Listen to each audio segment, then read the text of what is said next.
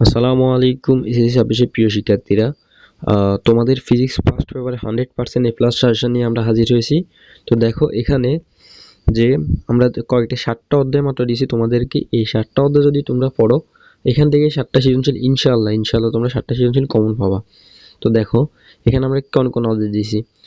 Chapter 2 vector, তারপর হচ্ছে যে আমরা গতিবিদ্যা দিয়েছি, তারপর নিউটনীয় বলবিদ্যা, কাজ শক্তি ক্ষমতা, মহাকর্ষ অভিকর্ষ, পর্যায়বৃত্ত গতি, আদর্শ গ্যাস ও গ্যাসের গতিতত্ত্ব। এই 7টা অধ্যায় যদি তোমরা পড়তে পারো ইনশাআল্লাহ এখান থেকে তোমাদের 7টা সৃজনশীলই কমন থাকবে। তবে কথা হচ্ছে যে তুমি তো 7টা সৃজনশীল দিবে না, তোমাদের তো দেওয়ার দরকার হচ্ছে 5টা সৃজনশীল দিলে তোমরা 50-এ 50 পাবা, আর 25 মার্ক এমসিকিউতে এবং প্র্যাকটিক্যালে 25 মার্ক, টোটাল 100 মার্ক।